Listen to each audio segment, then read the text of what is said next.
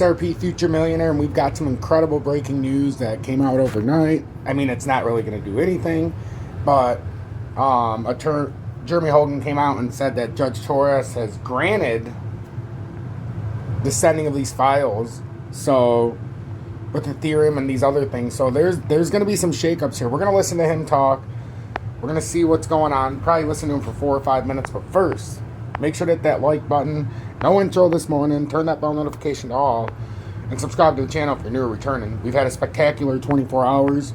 As you guys know, I was in ADA. I wanted to go to bed, and I didn't want to have to worry about it. And I felt like we were starting to reverse these tops.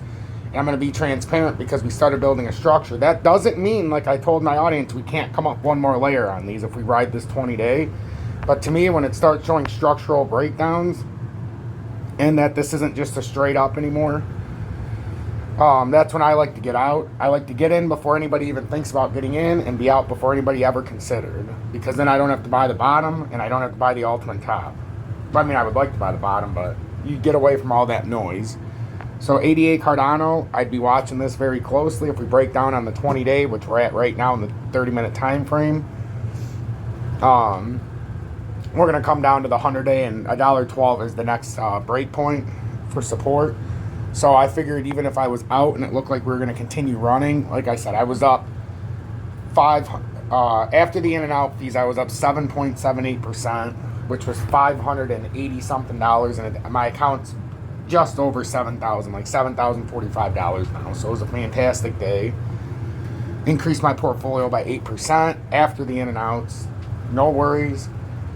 Within 13 hours, I was out of my position right before I went to bed. And I told you guys on the updates, each and every update, the reasons for what I was doing. So that was ADA, just so you can get touch base real quick. XRP's at 67 cents. But again, when I start seeing these structures, so you come up and then you got this. When you start seeing these structures, I can see a Batman right there. And I don't want to be any part of this. So that's my qualm with XRP. It came right up to our downtrending resistance line if you look at it in the daily time frame. So I mean, this was a targeted move that was expected to come right up to here. So if it gets rejected here, that is nothing more than a fake out. We took 100% advantage of it, and it almost came up and hit 69.8. I guess the sweet spot, it might come up and push one more time. So we have 65.572 support, 69.853 resistance. But as you can see, that overhead blue line is a big resistance. Still looks like we're making a bull flag, but we're going to have to see if this ends up breaking down or breaking up. Because XRP still could go to 75 cents. So that's what we're looking for. We got underneath support at 65614. And then Bitcoin is going to be short and sweet this morning because we have to play this incredible stuff that happened. So Bitcoin, it's like I was saying with that rounding at the top. It's starting to show structural breakdown. To me, it still looks like it could come up and maybe push that 42.9. It's going to be hard. Volume is starting to come way down. You can see how it's leveled off. So just pay attention and be alert. And now we're going to watch this because this is incredible what came out.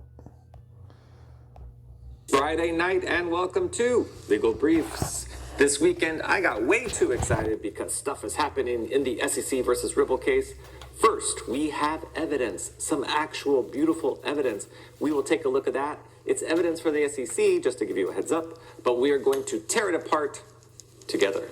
And also, we have the arrival of Judge Torres, and I have a feeling that she is going to move this case along quick and hard from this point forward. Yes, I know. It's quite an honor. No, I said she's a judge. Really?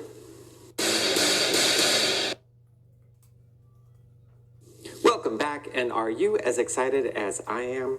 First, we have the long-awaited arrival of Judge Annalisa Torres to the battle. Here she is. No, I'm sorry, that's La Boricua, a different type of superhero of Puerto Rican ancestry. Here's our hero, Judge Torres. And that's her in the middle. She's very petite, but has a big job ahead of her because this case is going to be a bit messy. As you may know, the name you've been hearing up to now, Judge Netburn, is kind of an assistant judge, mainly tasked with discovery issues. But it's Judge Torres who will make the final decisions on the case, and she came into the case guns a-blasting yesterday. And here is our order, and the order is about 3 dispositive motions.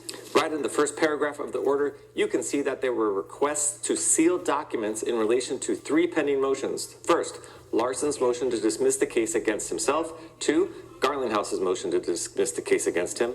And 3, the SEC's motion to strike the fair notice defense. Now, she's not ruling on these motions, but she is talking about what documents or what parts of documents we, the public, can see.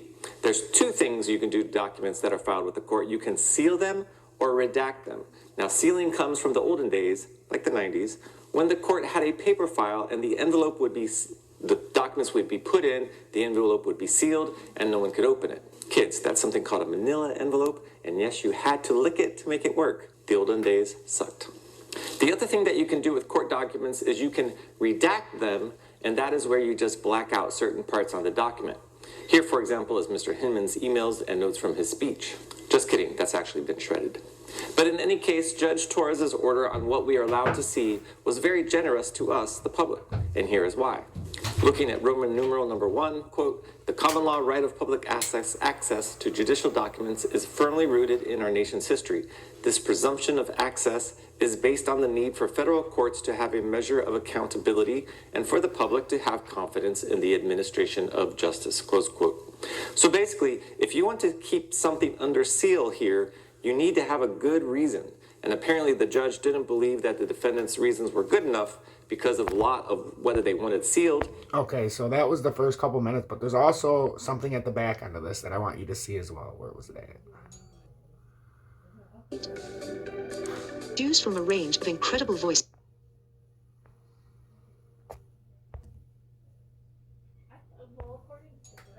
So let's say you have to read an incredibly long email from your boss that you...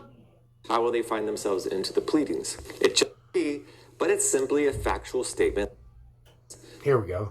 To a Mr. Carlos Martins, and Carlos is definitely not a Ripple employee. In fact, evidence for the ad for Ripple. Did you get it? Okay, the answer lies in who the email is to. The word investors was, we have given investors a predictable supply schedule, ... close quote. Okay, so that paragraph made the SEC very happy because Ripple does seem to put out a lot of thought and effort into XRP's price, and also the use of the word investors was unfortunate. However, this email is not as bad for Ripple as you might think initially, and now it's time to play Think Like a Ripple Lawyer. So, think about this email and why it's not all that bad for Ripple. Did you get it? Okay, the answer lies in who the email is to. That's right. This email was only sent to Ripple employees, and the issue is whether the XRP purchasers expected Ripple to increase the price of XRP. And you and other XRP holders back in 2017 never saw this email. So it's largely irrelevant to the issue that's going on today. Good job, well done. But wait, let's look at entry 179.5, the other piece of evidence. This evidence is not as easy. It's an email from Chris Larson to a Mr. Carlos Martins, and Carlos is definitely not a Ripple employee. In fact, his first email to Larson says that he invested about 30,000 euro in XRP, but is thinking he's going to sell it all and get out. At least that's how I read his first email in 2017, which is at the bottom. Surprisingly, Chris Larson actually responds to the guy. I mean, more than 65,000 XRP holders couldn't get any response out of Chair Gensler. Remember, kids, no good deed goes unpunished. And as Larson responds to Carlos, let's focus on this part, which was the most relevant part from a legal standpoint. Looking at Larson's response email dated February 6, 2017, quote, we believe XRP is uniquely valuable in the new work we're entering as a bridge currency to initially eliminate inefficiencies in the way payment providers finance payment flows. See white paper. Thus, the strategy of focusing on connecting banks serves both emerging trends. The more banks connect through Ripple Connect and ILP, the more demand we should see for XRP as an asset to reduce liquidity costs, close quote. I read that part to you because I think it's the best part for the SEC. And again, it's time to play Think Like a Lawyer. What do you think about this email? What do you say? Okay, the email is to an outside investor, but there's nothing in the email to which a reasonable person would infer that Ripple is promising to increase the price of XRP, but it's simply a factual statement that demand for XRP will increase as more banks use Ripple products. You got it. That's the argument. That there's no promise of a price increase in this answer at all. Appreciate you guys. Hashtag be better, do better. Hashtag FUD assassins. Remember, help one person each and every day. But it's absolutely vital and critical that we stay on top of this news so that we don't get fleeced, heisted, and shysted by the sham YouTube streamers who only want our bottom line and not our trust and respect. Stay blessed, everybody.